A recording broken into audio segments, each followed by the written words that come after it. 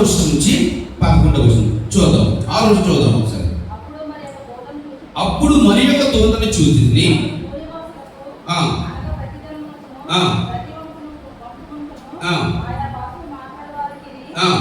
ప్రతి ప్రశ్నకు ప్రకటించినట్లు నిత్య సువార్త తీసుకుని ఆకాశం మధ్యన ఏం చేస్తారట? ఎగురుచున్నాడు. జాగ్రత్తలండి. ఈ 14వ అధ్యాయం 6వ వచనం నుంచి 11వ వచనం దాకా మనం చూడగలిగితే 3 దూతలు కనిపిస్తారు. ఎంతమంది దూతలండి? 3 దూతలు. చూడండి 6వ వచనం ఏముందండి? అప్పుడు మరి యొక్క దూతని చూచింది. నెక్స్ట్ 8వ వచనంలో వేరొక దూత అనగా 2వ దూత. నెక్స్ట్ 9వ వచనంలో మరి యొక్క దూత అనగా 3వ దూత. అంటే ఈ 14వ అధ్యాయం ఈ 6వ వచనం నుంచి 11వ చూడగలగానే ఎవరు కనిపిస్తున్నారంటే 3 దూతలు కనిపిస్తున్నారు. ఈ 3 దూతలు కూడా 3 సువార్తలు ఏం చేస్తారంటే వాళ్ళు నిత్య సువార్తలు ఏం చేస్తారంటే వాళ్ళు ప్రకటిస్తున్నారు. 3 దూతలు వచ్చి ఏం చేస్తారంటే 3 సువార్తలు లేదా 3 ప్రకటనలు ఏం చేస్తారంటే వాళ్ళు చేస్తున్నట్టుగా ఈ 14వ అధ్యాయం 6 నుంచి 11వ అధ్యాయంలో వాక్య భాగాలు మనము తెలుసుకోవచ్చు. అయితే ఇందుకే ఈ దూతలు ఏమని ప్రకటిస్తున్నారు, ఎవరికి ప్రకటిస్తున్నారు, ఎటువంటి విషయాలు ప్రకటిస్తున్నారు అంశాలు మనము 3 దూతలు చేసిన మాటల్ని మనం జ్ఞాపకం చేసుకుందాం. మొదటిగా యోహాను చూస్తున్నప్పుడు మొదటి దూత చదువు ఒక మొదటి దూతను చూడగా ఈ మొదటి దూత ఏం చేస్తున్నట? ఎక్కడ ఎగురుతున్నట? ఆకాశం మధ్యన ఎగురుతున్నా. ఎక్కడ ఎగురుతున్నాడు? ఆయన ఆకాశం మధ్యన ఎగురుతూ ఎవరికి చెప్తున్నాడట? చదవమ్మా. భూనివాసులకు.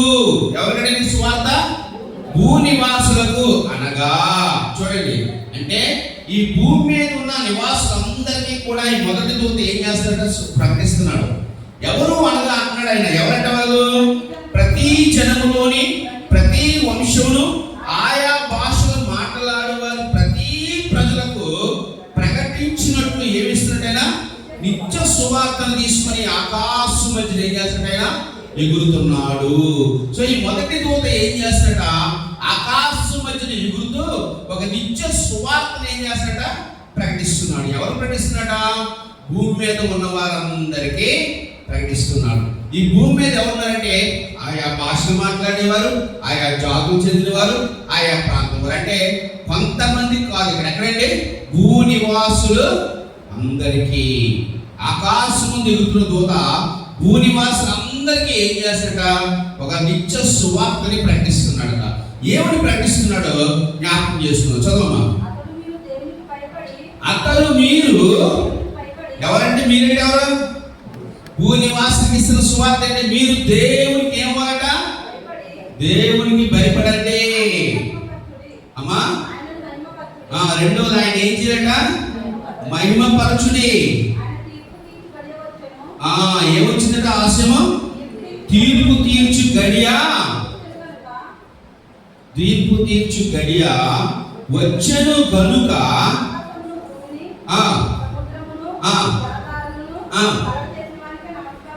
ఎవరికి నమస్కారం చేయాలి? ఎవరికి? సృష్టికర్త. సింపుల్ గా చెప్పాలంటే ఆకాశాన్ని, భూమిని, నక్షత్రాన్ని, సముద్రాన్ని సృష్టించడం ఏమంటాం మనం? సృష్టికర్తకే మీరు ఏం చేయాలి? నమస్కారము చెయ్యండి అని ఏం చేస్తున్నట? దూత ఏం చేస్తున్నట? ఆకాశం మధ్యన ఎగురుతూ ఆ దూత ఏం చేస్తున్నట? ఒక సువార్త, నిత్య సువార్తను ప్రకటిస్తుంది. నిత్య సువార్త అంటే తెలుసా? చెప్పాలి. నిత్యము ఉండే సువార్త. నిత్య సువార్త అంటే అర్థం ఏంటి? నిత్యము ఉండే సువార్తని నిత్య సువార్త. నిత్య జీవం అంటే అర్థం ఏంటి?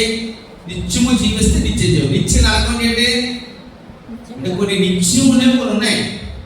దేవుడి సృష్టిలో ఎల్లప్పుడూ ఉండేవి కొన్ని ఉన్నాయి. ఏంటంటే నిత్య రాజ్యము, నిత్య జీవము, నిత్య నరకము, నిత్య సువార్త. ఇప్పుడు ఆ నిత్య సువార్త ఎవరు ప్రకటిస్తున్నారంటే 7 శ్రమకాలంలో జరగబోతున్న సంఘటన. ఎవరైతే భూమి మీద ఉన్నారో వాళ్ళందరికీ ఏం చేస్తారంటే సువార్త ఇస్తున్నారు. ఏమంటారంటే మీరు ఎవరు భయపడాలి? ఎవరు భయపడాలి? దేవునికి భయపడాలి, దేవుని మహిమపరచాలి. అంతేకాదండి, దేవునికే మీరు ఏం చేయాలి? నమస్కారం చేయాలి. ఎందుకయ్యా అంటే ఆయన తీర్పు తీర్చు గడియ సమీపించింది. ఎందుకంటే ఈ పరిస్థితిలో ఆ 7 ఏళ్ల శ్రమకాల ముగింపులో ఎవరు వస్తున్నారు భూమి మీదకి? ప్రభు అయిన యేసుక్రీస్తు వారు వస్తున్నారు. ఆయన ఎప్పుడైతే దిగి వస్తున్నాడో, ఆయన దిగి వచ్చిన తర్వాత మార్పు చెందడానికి అవకాశం ఎవరికే లేదు.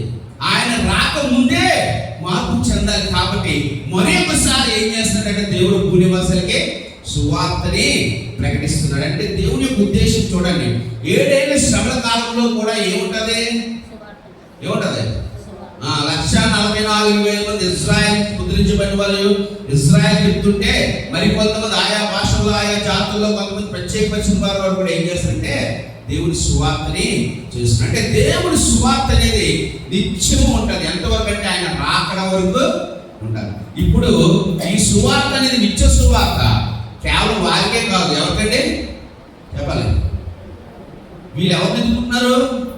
రెండో రాకడలో వచ్చే క్రీస్తు కొరకు మీరు సిద్ధపరుస్తున్నారు.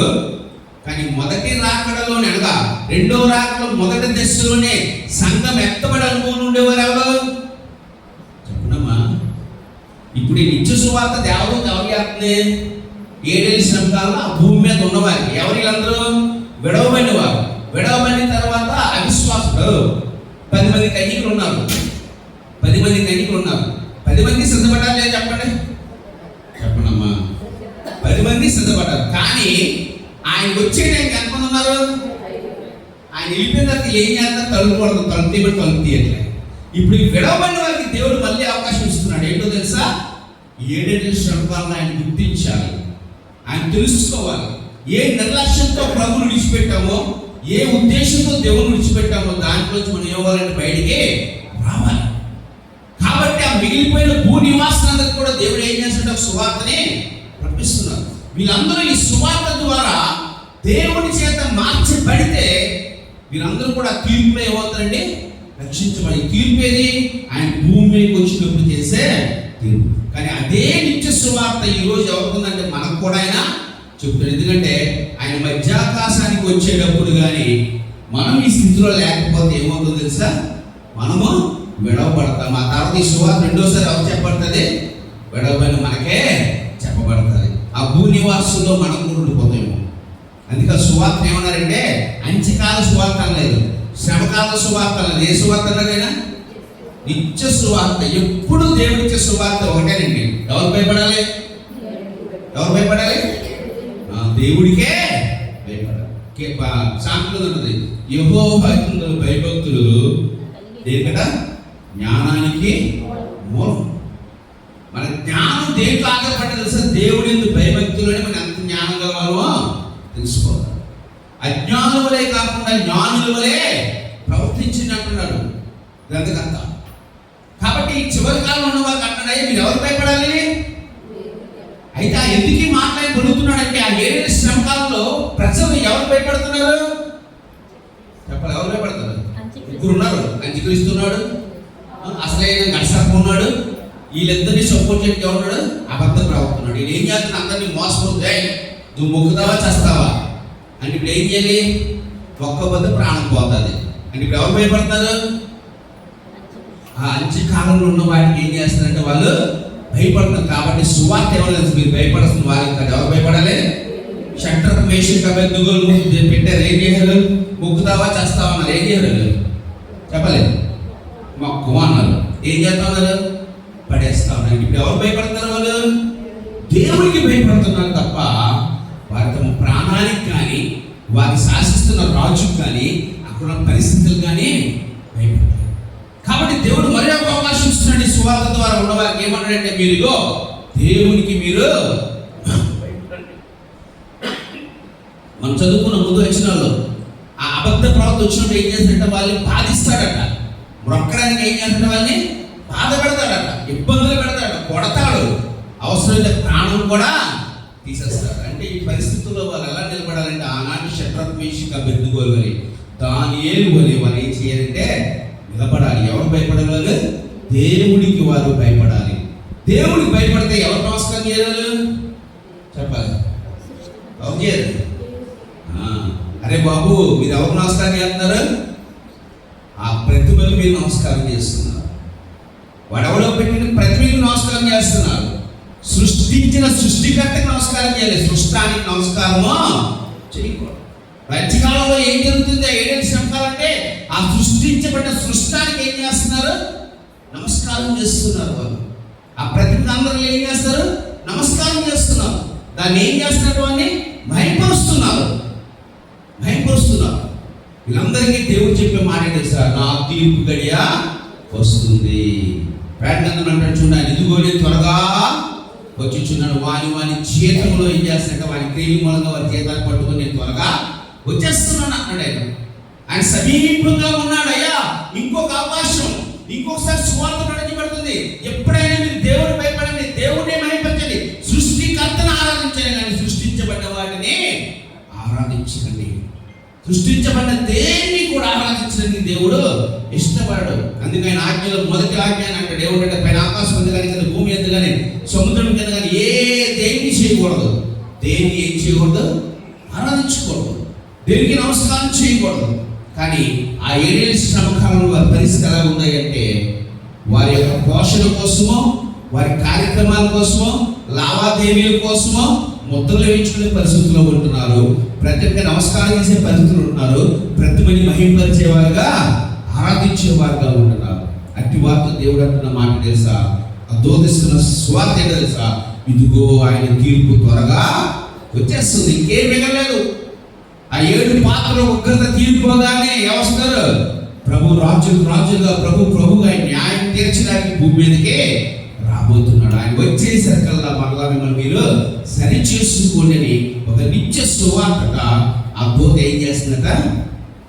ఆకాశం నుంచి ఎగురుతూ ప్రకటిస్తుంది. ఈరోజు అదే సువార్త దేవుడు మనకు కూడా ప్రకటిస్తుంది. వాళ్ళ కోసం చెప్పిన మాట కాదండి. ఈరోజు మనకు కూడా దేవుడు ఇదే మాట చెబుతారు. ఎవరు భయపడాలి? మనం దేవుడికే భయపడాలి.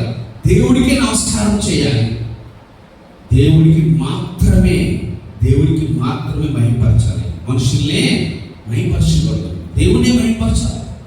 ఈరోజు దేవుడి కన్నా ఎక్కువ మహిమపరచబడతారు, మనుషులు మహిమపరచబడతారు. చాలా బాధాకరమైన క్రైస్తవ్యంలో విగ్రహాలు ఎక్కువైపోయాయి. ఆ విగ్రహాలు ఏంటి తెలుసా? మనుషులు అయిపోయాయి.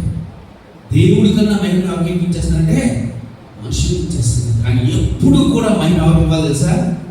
అందుకే దావీదు గుర్తుంటాడు, మాకు కాదు దేవా. 115 తేనమ్మ మాట, చాలా అద్భుతమైన మాట.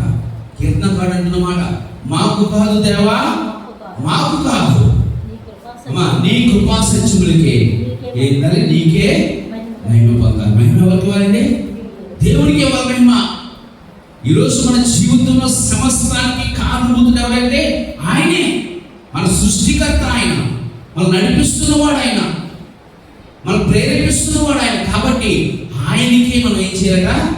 మహిమ చెల్లించాలి. ఒకవేళ భయపడే పరిస్థితి వస్తే దేవుడికే భయపడాలి తప్ప లోకానికి మనము భయపడే పరిస్థితులు వస్తున్నాయి. త్వరలో ఇంకా వస్తాయి. ఆరాధించుకునే అవకాశం లేని పరిస్థితులు వస్తాయి. చర్చిలో కూడుకోలేని పరిస్థితులు వస్తాయి. సువార్త చెప్పడానికి ఆకలి పరిస్థితులు వస్తాయి. చర్చిలో కూర్చుని వచ్చే కొట్టే వాళ్ళు వచ్చేసే చాలా ప్రాంతాల్లో మన ప్రాంతంగా రాలేదేమో అనుకుంటారేమో. మన ఆంధ్రలోకి వచ్చేసారండి. ఇంతకుముందు ఛత్తీస్గఢ్, ఒరిస్సా, లేదా మిజోరాం, ఇలాంటి మణిపూర్, ఇలాంటి ఏరియాలు అనుకుంటున్నారు. కానీ ఇప్పుడు వెళ్ళాలి. ఆంధ్ర, తెలంగాణ, మన ప్రాంతాలు కూడా వచ్చేస్తున్నారు. ఎవరు భయపడాలి? కొట్టేవాడు భయపడకూడదండి. వాక్యం అంటది శరీరాన్ని నాశనం చేసేవాడు, ఆత్మని నాశనం చేసేవాడు. ఈ ఆత్మ ఎక్కడికి వెళ్తుందంటే దేవుడు ఈ ఆత్మని కంట్రోల్ చేసేవాడు. దేవుడు ఈ ఆత్మని ఇచ్చిన నరకాన్ని వెళ్ళకూడదంటే ఈ శరీరాన్ని కొట్టినా, తిట్టినా, బాధించినా కూడా మన దేవుడికే భయపడాలి తప్ప మనుషులకే భయపడకూడదు. ఆ రోజు వాళ్ళు ఏ పరిస్థితి ఎదుర్కోబోతున్నారో వాటికి సూచాయి పరిస్థితులు మనం కూడా ఈ లోకంలో ఎదుర్కొనే పోయేలు రాబోతున్నాయి. ఈ సువార్త వారికే కాదు, మనకు కూడా దేవుడు ఏం చేస్తాడంటే అవకాశం ఇస్తున్నాడు. ఆయన త్వరగా రానే ఉన్నాడు అక్కడ. కాబట్టి ఆ నిత్య సువార్త ఆ మొదటి దూత ఎవరు తెలుస్తుంటే భూనివాసులందరికీ సువార్త ఇస్తుంది. నెక్స్ట్ రెండో దూత ఏం చేస్తాం చూద్దాం. వేరొక దూత. ఈ మొదటి దూత వెనక ఎవరు వచ్చారంటే రెండో దూత వచ్చిందట. ఈ రెండో దూత ఏం చెప్తుందట? ఇది చదవండి అమ్మా.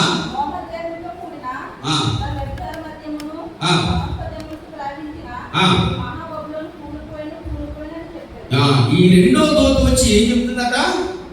మహాబబులోను ఏమిటదట? కూలిపోయిను. ఈ రెండవ దూత చెప్తున్న సువార్త, రెండవ దూత చెప్తున్న మాట ఏంటి అంటే, మహాబబులోను ఏమైపోయిందట, కూలిపోయాను. రెండుసార్లు కూలిపోయిందండి. ఒకసారి చెప్పచ్చు కదా, దూత మహాబబులోను కూలిపోయాను అంటే సరిపోదు కదా, కూలిపోయాను. ఎందుకు రెండుసార్లు చెప్పాడో మనం ముందుకు వెళ్ళిన తర్వాత 18-19 అధ్యాయం తెలుస్తుంది అన్నమాట. బబులోను అనేది రెండు భాగాలు ఉంటుంది. ఒకటి మతపరమైన బబులోను, రెండోది రాజకీయపరమైన బబులోను. మతపరమైన బబులోను, రాజకీయపరమైన బబులోను అన్నమాట. జాగ్రత్త. ఇప్పుడు రెండో దూత ఎవరు ప్రకటిస్తుందంటే, మళ్ళా ఈ భూనివాసం ప్రకటిస్తుంది. ఎవరు ప్రకటిస్తుంది? మహాబబులోను కూలిపోయింది. ఎందుకు మహాబబులోను ఎవరంటే, మన దూత జ్ఞాపకం చేసుకున్నాం. అంత్యకాలంలో ఉన్న ఈ క్రీస్తు విరోధి యొక్క రాజ్యం ఏదైతే ఉందో దాన్ని దేంతో పోల్చాడు దేవుడు? బబులోనుతో పోల్చాడు. మతపరంగా, రాజకీయ పరంగా, మతపరంగా, రాజకీయ పరంగా ఈ 7 శ్రమకాలంలో ఉండే ఈ క్రీస్తు విరోధి లేదా అంత్యక్రీస్తు యొక్క రాజ్యం ఏదైతే 7 శ్రమకాలం ఉంటుందో ఆ రాజ్యాన్ని దేవుడు దేంతో పోల్చాడంటే బబులోనుతో పోల్చాడు. బబులోనుతో పోల్చాడు. బబులోను అనేది సాతానికి ముంగుర్తుగా ఉన్న రాజ్యం. బబులోను అనేది పాత నిబంధన కాలం నుంచి కూడా సాతానికి ముంగుర్తుగా దేవుడు పెట్టిన రాజ్యం. ఈ బబులోను రాజ్యానికి మూల పురుషుడు ఎవరంటే ముందే చెప్పుకున్నాం. 7 రాజ్యాల్లో మొదటి రాజ్యం ఏది? సాతాను రాజ్యము, నిమ్రోదు రాజ్యము. ఆ నిమ్రోదు ద్వారా వచ్చిన రాజ్యమే బబులోను మరియు అష్షూరు కూడా.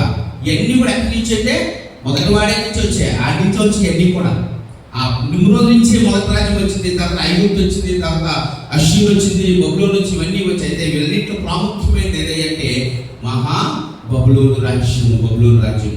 ఈ బబులోను దేంతో పోలుస్తున్నాడంటే దేవుడు ఈ అంత్యకాలం ఉండే క్రీస్తు విరోధి లేదా అంత్యక్రీస్తు యొక్క రాజ్యముతో ఆయన పోలుస్తున్నాడు. అయితే ఈ బబులోను యొక్క లక్షణం ఏమంటారు ఆయన? చదువు వచనని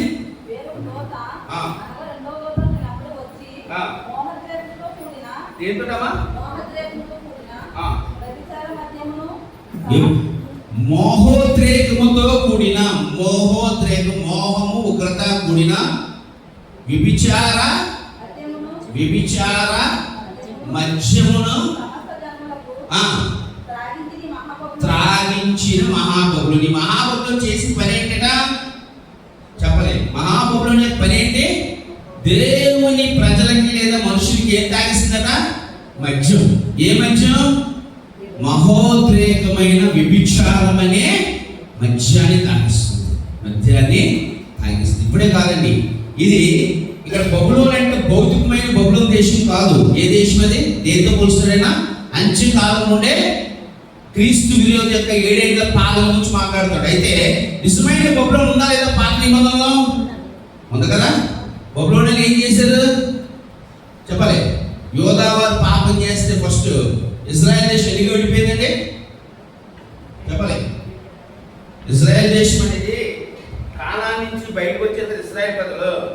కానాను నుంచి వచ్చిన ఇజ్రాయెల్ ప్రజలు అనేవాళ్ళు యెహోషువ కాలంలో ఎక్కడికి వచ్చారంటే ఇజ్రాయెల్ దేశంలోనికి ఎంటర్ అయిపోయారు అనుకుందాం. ఇజ్రాయెల్ దేశం వచ్చి ఎన్ని గోత్రాలు వచ్చారంటే 12 గోత్రాలు వచ్చారు. ఈ వచ్చిన తర్వాత తినకున్నారా? తినంగా లేదు.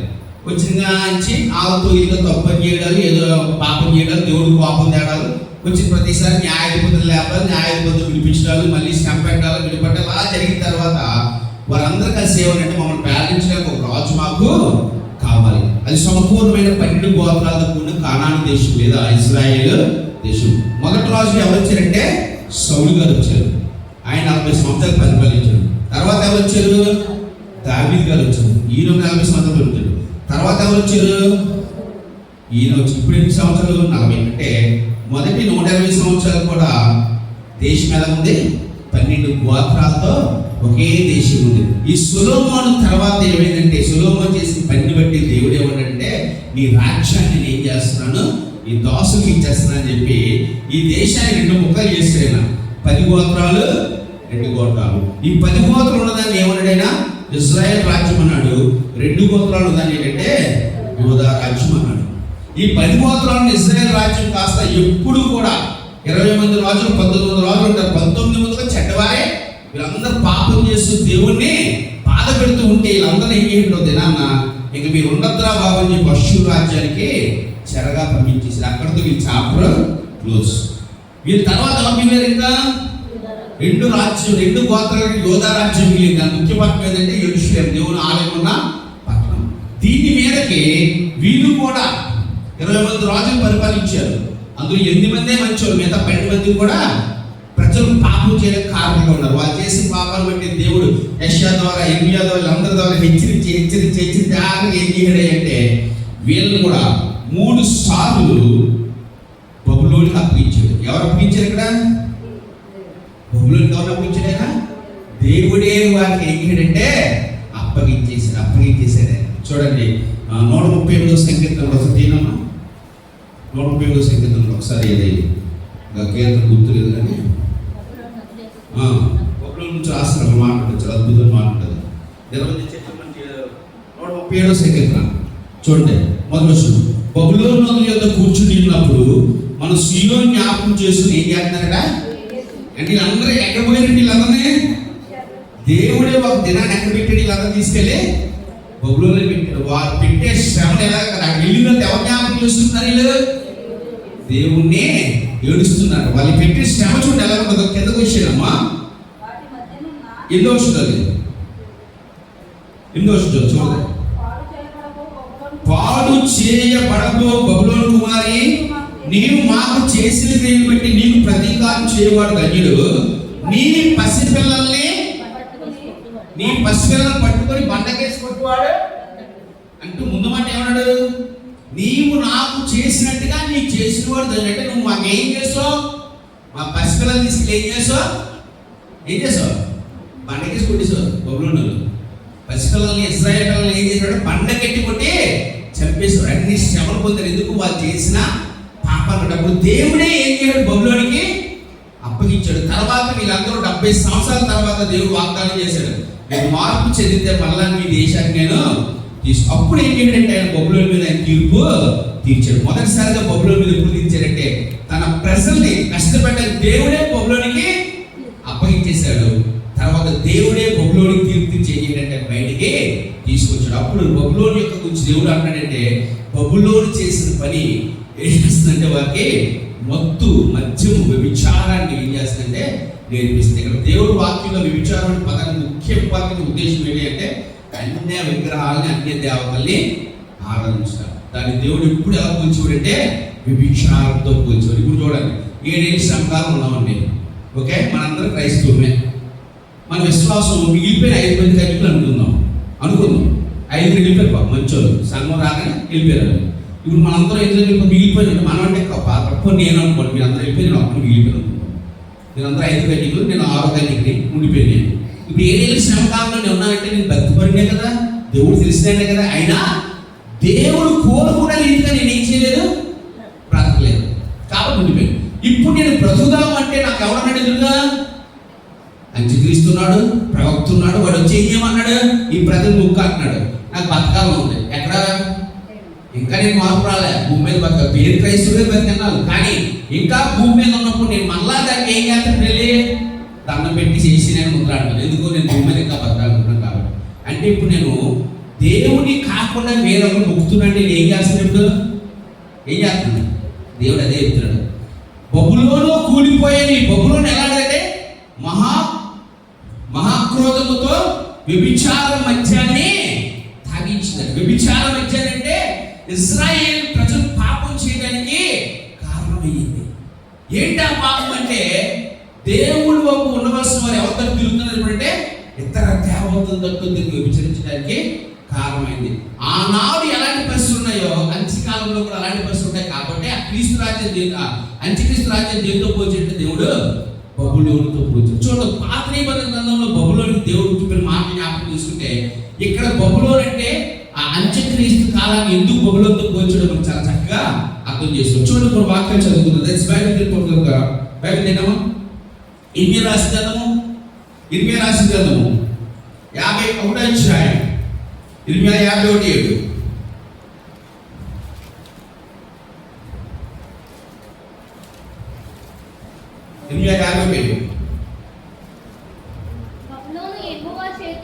బబులోను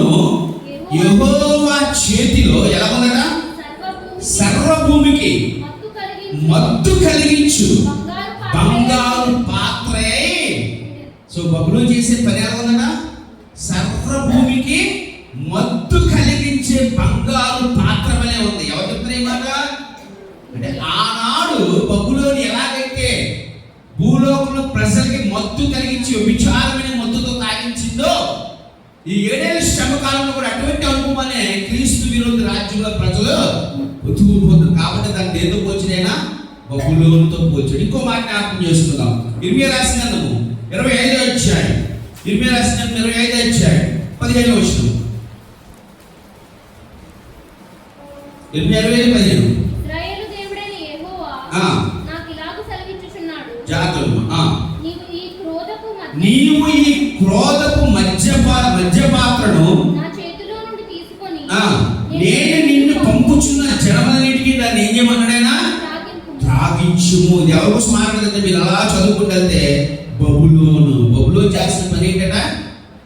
మధ్యపు పాత్రనే తాగిస్తుంది. అనగా వ్యభిచారం, విగ్రహారాధన అనే వ్యభిచారం, దేవునికి వ్యతిరేకంగా ఇతర దేవతల తట్టు ఇతర వాటిని పూజించినట్లుగా మనుషులు ఏం చేస్తుంటే ఆ మత్తులోనికి, ఆ మద్యపు మత్తులోనికి, విచారమైన మత్తులోనికి ఏం చేస్తుంటే నడిపిస్తూ ఉంది. ఆనాటి నిజంగా ఉన్న బబులోను గురించి చెబుతున్న మాట. అయితే ఆ బబులోనికి దేవుడు ఎలా తీర్చాడో కూడా చూద్దాం. బైబిల్ తేండి. యెషయా రాసిన గ్రంథము 21వ అధ్యాయం 9వ వచనం. యెషయా 29.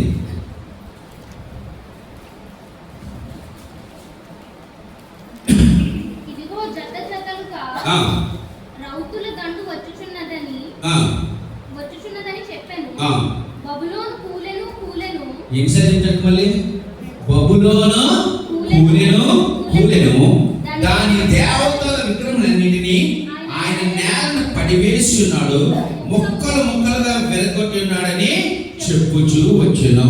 అంటే యెషయా ద్వారా ఆనాటి బబులోను దేశం, అంటే భూమి మీద నిజంగా ఉన్న బబులోను దేశానికి ఏమన్నాడైనా, అయ్యా నువ్వు మా ప్రజలకు ఏం కలిగించావు? నువ్వు మద్యపు పాత్ర, వ్యభిచారమైన మద్యాన్ని తాగించావు. కాబట్టి నీ మీదకి ఏమొస్తుంది? నా ఉగ్రత వస్తుంది. ఏమవుతావు నువ్వు? కూలెను.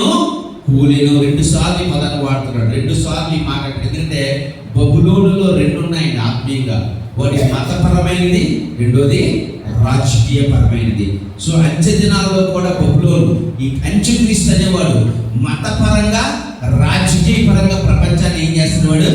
ఏకం చేశాడు. అందుకే వాడు ఎక్కడ కూర్చుంటాడు? వెళ్ళి ఎరుసలేము దేవాలయం కూర్చొని కాదు. ఒప్పుకుంటారా చెప్పండి?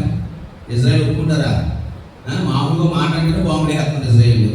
అంటే వారు ఏమంటారు? మతపరంగా వారిని నమ్మేస్తారు. అంటే వారు మతపరంగా రాజకీయ పరంగా బబులోను 2 స్వభావాలు కలిగి ఉంటారు. కాబట్టి మతపరంగా కూలిపోతుంది, రాజకీయ పరంగా కూడా అది కూలిపోతుంది. ఆ మాట ఆ రోజు ఆనాటి భౌతికున్న బబులోను ఏదైతే మాట్లాడాడో ప్రయత్నంలో కూడా ఏం చేస్తున్నాడా? అయ్యే మాటలు కొడుతున్నాడు. చూడండి, అవే మాటలు. క్రోధపు పాత్ర, వ్యభిచార మధ్య తాగిస్తున్నావు, నువ్వేం చేస్తున్నావు? కూలిపోతున్నావు. అలాగే దేవుడు ఏం చేయండి? దాన్ని కూల్చివేశాడు. బబులోను ఏం చేయండి? దేవుడు కూల్చివేశాడు. బబులోను ఎంత ఎవరు వచ్చారంటే చెప్పాలి? బబులోను ఎవరి చేత ఓడిపోయారు? అయ్యా ఈ రాజ్యం తిప్పుకున్నదంటే ఆడత చెప్పండి. నిమ్రోదు, ఐగుప్తు, అష్షూరు, బబులోను, మాదియా, పారసీక. దానియేలు కింద ఉంటారు వీళ్ళందరూ. చచ్చిపోయారంటే వీళ్ళందరూ దానియేలు కింద ఉంటారు. చూడండి, తర్వాత మాదియా, పారసీకులు అప్పగించాడు. ఎలాగ అప్పగించాడో చూడదు. యెషయా రాసిన గ్రంథము 13వ అధ్యాయం 19వ వచనం. 13వ అధ్యాయం 19వ వచనం.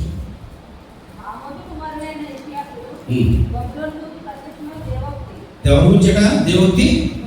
బబులోను గురించి యెషయా వచ్చిన దేవోక్తి, దేవుని వాక్యం ఏంటడా అని చెప్పమ్మా.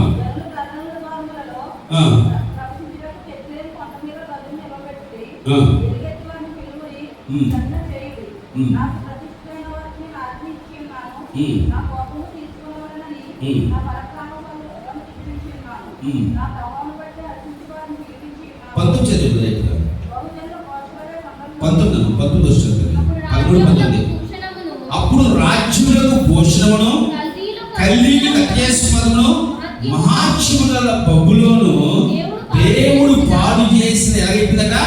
సొదొమ గొమొర్రా వలె అగును. అంటే ఆనాడు భౌతికమైన బబులోను ఏం చేయడు దేవుడైనా? కూలిపోయిన. ఎలాగైతే నాశనం చేశాడో ఇప్పుడు రెండో దూత చెప్తుందయ్యా, ఆనాటి బబులోనికి సాదృశ్యం ఉన్న ఈనాటి అంత్యక్రీస్తు రాజ్యమైన బబులోను కూడా కూలిపోయింది. అక్కడే కూలిపోయిన అన్నాడు. ఎందుకంటే అదేమవుతుంది? త్వరలో జరగబోతుంది. ఆ 7 ఏళ్ల శ్రమకాలం ముగింపులో ప్రభువైన యేసుక్రీస్తు రాగానే ఏమవుతుందంటే ఈ మహా బబులోను అనేది రాజకీయ బబులోను, మతపరమైన బబులోను కూలిపోతుంది. ఇదే అంశాన్ని రెండో దూత ఏం చేస్తుందంటే ప్రకటన. ఒకటి మారు మనసు పొందమని ప్రకటన, రెండోది బబులోనికి రాబోతున్న తీర్పులు గురించిన ప్రకటన. మూడో దూత ఏం చేస్తుందో చూద్దాం. మూడో దూత ఏం మాట్లాడుతుందో ఒకసారి బైబిల్ తీద్దాం. మరియు వేరొక దూత అనగా మూడవ దూత వీరి వెంబడి వచ్చింది. మొదటి దూత అనగా రెండో దూత అనగా ఇప్పుడు మూడో దూత. మొదటి దూత వచ్చింది భూజనులందరికీ దేవుడి యొక్క నిత్య సువార్తను తీసుకొచ్చింది. రెండో దూత వెనకాల వచ్చింది బబులోను, మతపరమైన బబులోను, రాజకీయపరమైన బబులోను, ప్రజల్ని వ్యభిచార మద్యం త్రాగించిన బబులోను కూలిపోయాను. ఎందుకంటే దేవుడు వచ్చేస్తున్నాడు, ఆయన సమయం ఆసనం. ఎందుకంటే మొదటి దూత ఏం చెప్పింది? తీర్పు తీర్చే గడియ వచ్చింది.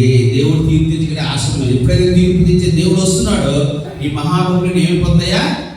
కూలిపోబోతుంది. కాబట్టి అది కూలిపోయింది అనే ప్రకటన రెండో దూత వచ్చేసి. మూడో దూత వచ్చి ఏం ప్రకటన చేస్తుంది చూద్దాం. చదువుతుంది.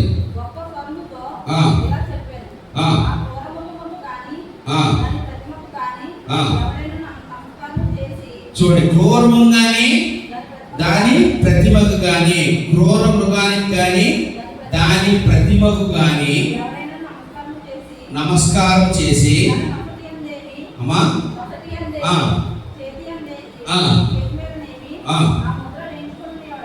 ఆ ముద్రను వేయించుకొని ఎడల చదువు.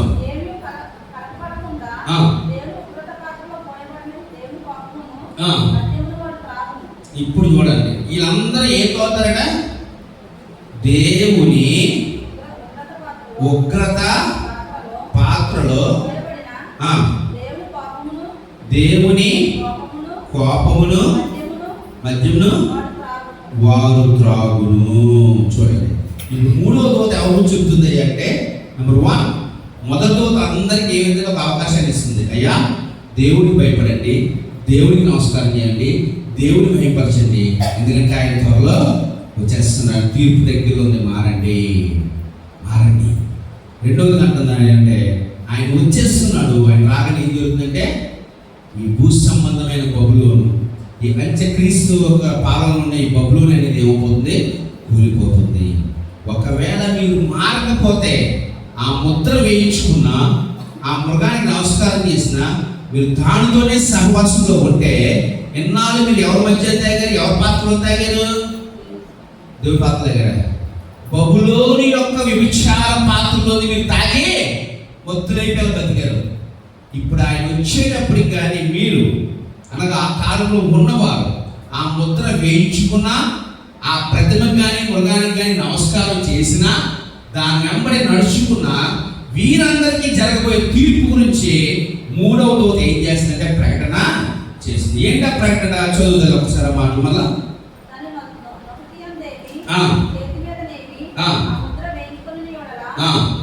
చూడండి, ఏమి కలపడకుండా ఏమవుతుందట? దేవుని ఉగ్రతలో ఏంటట? ఏమి కలపట్లేదు. అంటే ఉగ్రతతో పాటు కృప, జాలి, దయ, కరుణ, పోనీలే ఎన్నాళ్ళు ఏం చేసేవాడైనా నేనే కొడతాను, నేనే ఆయింట్మెంట్ రాస్తాను. అదే కదా మన దేవుడి ప్రేమ. మనం దిగలో ఉన్నాం. కొట్టేవాడు ఆయనే, మానిపోయేవాడు. నా తప్పని చేస్తాం, తండ్రి ఏం చేస్తుంది? నేను చాలా చెప్పాను. నేను ఎప్పుడు చాలా వయసు వేసేవాడిని చిన్నప్పుడు. మన ఆంధ్ర పిల్లించుకుని చాలా కొడి ఇవ్వడు. ఎంత కొడి ఇవ్వడు? కుక్కర్ వాళ్ళు పెట్టేవారు. ఏం చేస్తాం? ఎడుతూ మూల వెళ్ళేవారు. మళ్ళీ సాయంత్రం ఆయన వచ్చి నేను ఏం చేస్తాను అవన్నీ తెచ్చి నాన్న, బుజ్జి, కన్నా అని చెప్పి తినిపించి మళ్ళీ మామూలు చేసేవారు. ఈ ప్రేమ ఎక్కడి నుంచి వచ్చింది? అయ్యో, మా తల్లిని ప్రేమ కాదు, క్రైస్తవుడికి దేవుడిని చూసిన ప్రేమ. అది మన దేవుడి ప్రేమ. మళ్ళీ గాయపరిచినా, మళ్ళీ కష్టపెట్టినా, మన పరిస్థితులు మనం చేసి తప్పిదపడ్డా మనం దండి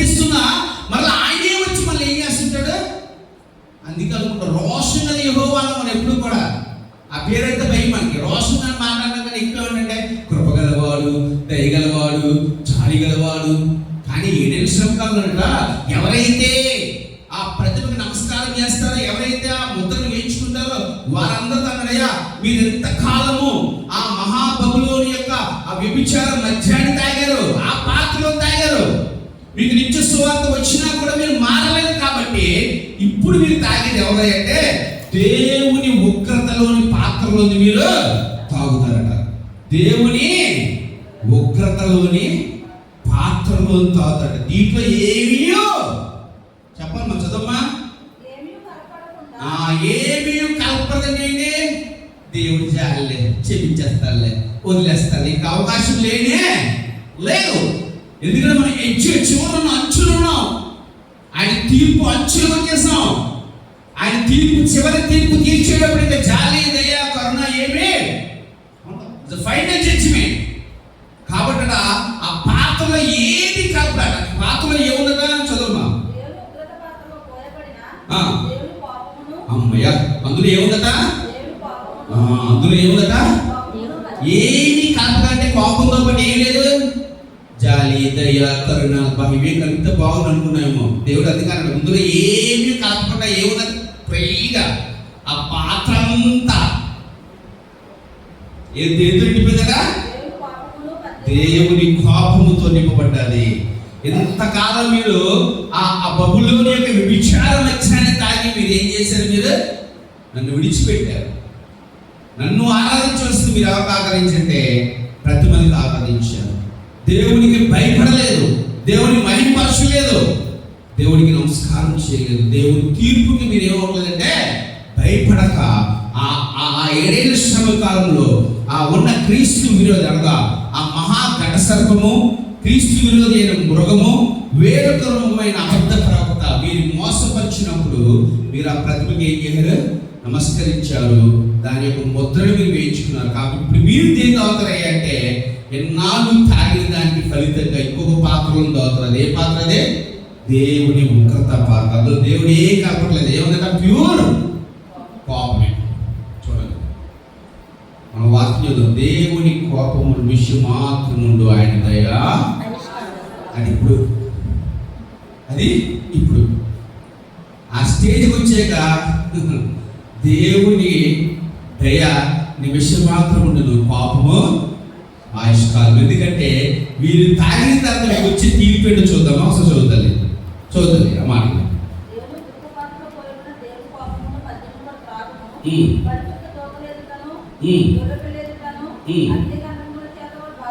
ఏమవుతాడు మరి ఈ ఉగ్రతలో తాగితే ఏమవుతాడు వీళ్ళు, అగ్ని గంధకముల చేత.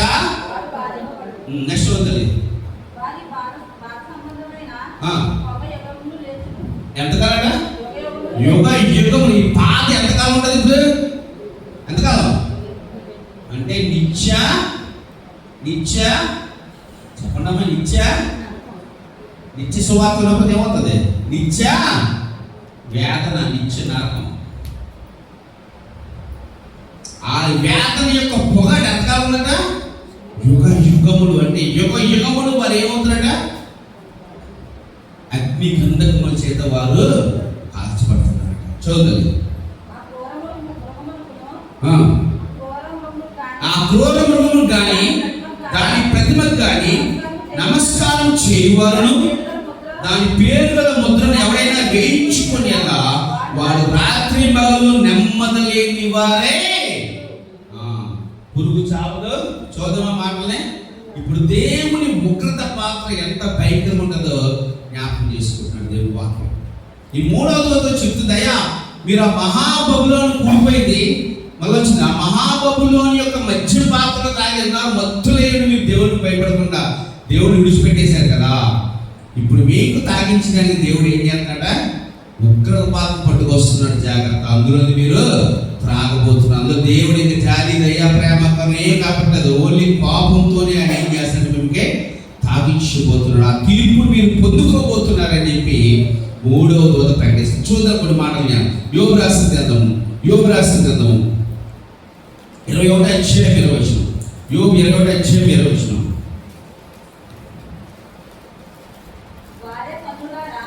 వారే కన్నులారా నాశనాన్ని చూస్తారు. వారే కన్నులారా తమ నాశనాన్ని చూతురు గాక. సర్వశక్తులకు దేవుని కోపాగ్నిని వారు త్రాగుదురు గాక. అంటే వారే కన్నులారా వారి నాశనాన్ని చూస్తున్నారు. ఎలాగట? దేవుని కోపాగ్నిలోకి వాళ్ళు ఏం చేస్తున్నారట? త్రాగుతున్నారు. ఇప్పుడు ఎవరంటే ఆ ముద్ర వేయించుకున్నవారు. కేవలం వాళ్ళకే కాదు, సువార్త వల్ల మనకి కూడా కేవలం వాళ్ళకి కాదు, సువార్త వరకే మనకి కూడా. ఒకవేళ మన బబులోను వంటి స్నేహాన్ని కలిగి ఉంటే మనం తాగబోయే పాత్ర ఏ పాత్ర చెప్పాలి అమ్మా? దేవునితో స్నేహం చేస్తే ఈ పాత్ర, నా రక్తము నా శరీరం. ఒకవేళ ఆయనతో స్నేహం చేస్తూ ఆయన ఇష్టలుగా జీవించకుండా బబులోనుతో స్నేహం చేసి అనుకున్నాను. బబులోను అంటే ఇంకేం కాదు, ఏంటి? క్రీస్తు వ్యతిరేకమైన జీవితాన్ని జీవిస్తూ ఆ వ్యతిరేకమైన దాన్ని తాగుతున్న ఎడల చివరిగా త్రాగబోయే పాత్ర ఏంటి? దేవుని యొక్క ఉగ్రత పాత్ర. వారు తమ నాశనం వారు కల్లారా వారే. అంటే మన నాశనానికి కారణం ఎవరంటున్నాడు ఆయన? మీరే అంటున్నాడు ఆయన. ఎందుకంటే ఆయన నిత్య సువార్త మీ మధ్య ఉంది. మారమని చెప్పాను, మారలేదు. కాబట్టి మారకపోతే వచ్చే ఫలితం ఏంటంటే ఆయన ఉగ్రత పాత్ర కాదు. ఆ ఉగ్రత పాత్ర ద్వారా మనకి ఏమొస్తుందా? నాశనాన్ని కల్లా తెచ్చుకుని వీళ్ళందరూ ఏం చేస్తున్నారు? వారి కనులారా వారి నాశనాన్ని ఏం చేయబోతున్నారు? వాళ్ళు చూడబోతున్నారు. ఎందుకంటే వాళ్ళందరూ ఏం తాగబోతున్నాడ? దేవుని కోపాగ్ని పాత్రని తాగబోతున్నారు. ఇంకో మాట జ్ఞాపకం. కీర్తనలు రాసిన గ్రంథము 75వ అధ్యాయం. కీర్తనలు రాసిన గ్రంథం 75వ అధ్యాయం 8వ వచనం. తొందరగా. యెహోవా చేతిలో ఏముందట? ఒక పాత్ర ఉంది, పొంగుచున్నది. ఆయన దానిలోనికి పోయిచున్నాడు. భూమి మీద భక్తిహీనందరూ మట్టితో కూడా దాన్ని పీల్చి నింగి వేయవాలి. ఎవరుతారట? భూమి మీద ఉన్న భక్తిహీనులు అందరూ. దేవుడి చేతిలో ఏముందట? ఒక పాత్ర ఉంది, ఒక ఉగ్రత పాత్ర ఉంది. మనం ఎప్పుడు దేవుడి చేతిలో ఉన్న కృప పాత్రే చూస్తున్నాం. కృపతో ఉండే పాత్రే కాదండి. కృప పాత్ర ఏంటి చెప్పాలన్నా? కృప కలిగిన పాత్ర ఏంటి? దేవుడి చేతిలో పాత్ర అదే ఆయన రక్తము ఆయన శరీరం ఏంటంటే ఆయన కృప కాదా? మీరు విశ్వాసం ద్వారా కృప చేతనే రక్షించబడి ఉన్నది, మీ వల్ల కలిగినది. అది ఏంటి? ఆ పాత్రలో ఏముంది? కృపగా ఆయన కృప, ఆయన ప్రేమ నందులో ఆయన తన స్వరక్త వీక్షి మనల్ని ఏం చేయడైనా కొనుక్కున్నాడు. కృపచేత రక్షించిన కృపగల పాత్రని ఈరోజు మనం తాగుతున్నాం. కానీ ఈ పాత్రలో తాగిన మనము, అందుకే కొరింథీ గ్రంథంలో అనుకుంటాడు ఆయన, దేవుడిలోని దయ్యంలోని పాత్రలోని ఒకేసారి చెయ్యి వేయకండి అంటాడు ఆయన. అంటే దేవుడి పాత్ర తాగెత్తాను, బబులోనిలోకి తాగెత్తారంటే లాస్ట్ ఏ పాత్ర తాగాలి? ఇన్నాళ్ళు ఒక పాత్ర రోజు ఇంకో పాత్ర రోజు నా చేతిలో. ఇందులో ఏముంది? కోపం ఉంది, అగ్ని గంధకం ఉంది, నిత్య నరకాన్ని ఉంది. తాగిస్తాను జాగ్రత్త అంటాడు ఆయన. ఆనాటి 7 శ్రమకాలం ఉన్న వారికైనా, ఈరోజు సజీవులు ఉన్న మనకైనా దేవుడి స్ట్రెచ్చర్ ఏంటంటే ఆయన చేతిలో ఏముందంటే కృపే కాదు, ఇంకోటి ఏముంది? ఉగ్రత పాత్ర కూడా ఉంది. అందులో ఏముందట? ఏమీ కలపలేదట. ప్యూర్ కోపంతో రెడీగా ఉన్నాడట ఆయన. ప్యూర్ కోపంతో రెడీగా ఉంది. ఈ పాత్రలో తాగి నాశనాన్ని తెచ్చుకోవద్దని దేవుడు చెప్తాడు. అలా తెచ్చుకోకూడదట. మొదటి దూరం చెప్పిన నిత్య సువార్త మనం ఏం చేయాలి? లోపడాలి. ఇంకో మాట జ్ఞాపకం చేస్తున్నాం చూడండి. మార్క్స్ సువార్త 9వ అధ్యాయం 48వ వచనం. ఒకవేళ పాత్రలో తాగితే మనం ఏమవుతుంట? నిత్య అగ్నిగంధకంలో కాల్చదు. అనుమానం గురించి దేవుడు చెప్తాడు చూడండి. మార్కు 9:40 చదవమా.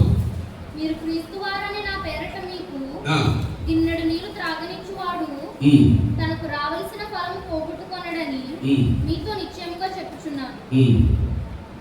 చదువుకుంటా. నా యందు విశ్వాసం ఉంచు ఈ చిన్న మత్తయి 24:50 చదువు. మత్తయి 24:50 24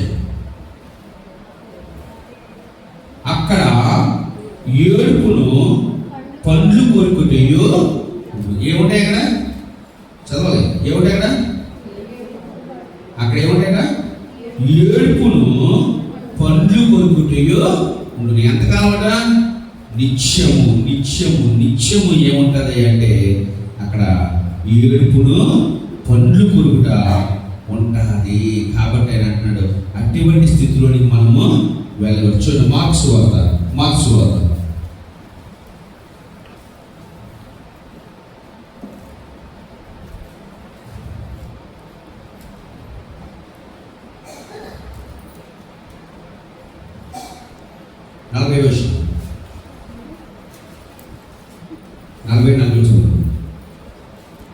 నీ కన్ను నేను అద్భుతపరిచినలా దాన్ని తీసి పారవేయము. రెండు కన్నులు కలిగి నరకంలో పరిణుడి కంటే ఒంటి కన్ను గలవాడు దేవుని రాజ్యంలో ప్రవేశించుట మేలు.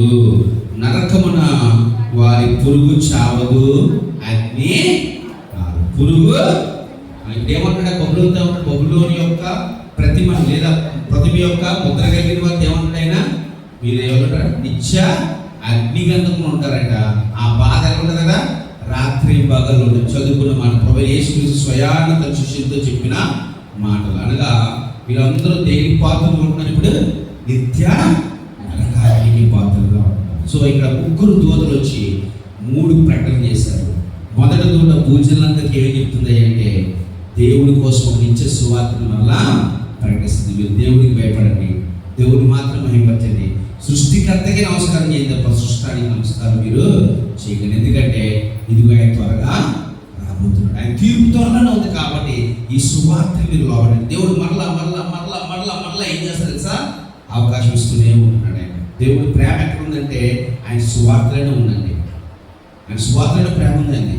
ఆయన తీర్పు మీద కూర్చున్న తర్వాత ప్రేమ ఆయన ఇంకా చూపించడం. మొదటి ప్రేమ శిలువలో చూపించాడు ఆయన. రెండోసారి ఆయన ప్రేమ చూపించడానికి రాడు. ఆయన ఎందుకోసం? తీర్పు తీర్చడానికే. ఆయన వచ్చే కడి వరకు కూడా ఆయన నిత్య సువార్తలో ఏమో తెలుసా? ఆయన ప్రేమ, ఆయన కృప ఇచ్చిన అవకాశం ఉంది. మనం దేవుని వాక్యాన్ని సువార్తని వింటున్నామంటే అందులో ఏముంది అంటే నా కోసం మారు, నేను రక్షించుకున్నాను, నేను నా దగ్గర తీసుకుపోతాను, మారని ప్రభు మళ్ళీ ఏం చేస్తున్నట్టుగా బ్రతిమలాడుకుంటున్నాడు. లెక్కలో చెప్పాలంటే ఎందుకు ఇన్ని సువార్తలు, ఎందుకు ఇన్ని వాక్యాలు, ఎందుకు ఇన్ని ఆరాధన చేస్తున్నావు అంటే ఈ ప్రతి ఆరాధనలో ప్రతి వాక్యంలో ఏం చేస్తున్నాడు? దేవుడు మళ్ళీ బ్రతిమలాడుతున్నాడు. అయ్యా మారరా, వచ్చేస్తున్నాను మారయ్య, నేను వచ్చేస్తున్నాను మారయ్య, మారండి. ఈ నిత్య సువార్తకి లోబడండి. ఈరోజు మీరు దేన్నైతే ప్రేమిస్తున్నారో, దేనికైతే భయపడుతున్నారో, దేన్నైతే వెంబడిస్తున్నారో ఈ లోకంలో, దానికి నేను ఆల్రెడీ తీర్పు తీర్చేసినాను. ఆనాటి బబులోనులో వెళ్ళి దాన్ని నేను ఏం చేయబోతున్నాను? నాశనం చేయబోతున్నాను. ఒకవేళ మీరు దానితో పాటు ఉంటే ఏమవుతుందో తెలుసా? ఆ నిత్య నరకానికి దాంతో పాటు మీరు వెళ్ళిపోతారు. మనం చదువుకున్నాం కదా, అగాధం నుంచి వచ్చిన తర్వాత అక్కడ అగాధం నుంచి మాట్లాడని చెప్పాం. 3 వస్తారు. ఎవరు? ఈ పండగ చేసిన 3 గడిసర్పము, క్రూరమృగము, మరొకరు. ఈ 3 చివరికి ఎక్కడికి వెళ్ళేది? మనం లాస్ట్ జస్ట్ ఇచ్చారు, ఇంకా చెప్పలేదు కానీ మాటలు. ఈ 3 చివరికి ఎక్కడికి వెళ్తున్నారు? నిత్య ఇతరత్వంగా తెగపోతున్నాయి, అపవాదిత్వం ఎక్కడిపోతున్నాయి? నిత్య అగ్నిగంధంలో పోతున్నారు. వారితో పాటు ఇప్పుడు ఎవరు పోతున్నారట? మీరందరూ పోతున్నారు. కాబట్టి ఈ నిత్య సువార్త మనం ఏమన్నారంటే లోపల చూడు. పేతురు రాసిన మొదటి పత్రిక, చాలా మంచి మాట. నా జీవితంలో నా దేవుడు నాతో మొదటిసారిగా నేను ప్రసంగం చేసిన మా వాక్యం ఇదేనండి.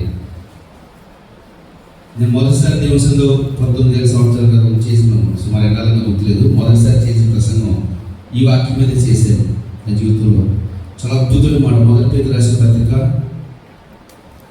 3వ అధ్యాయం అనుకుంటా.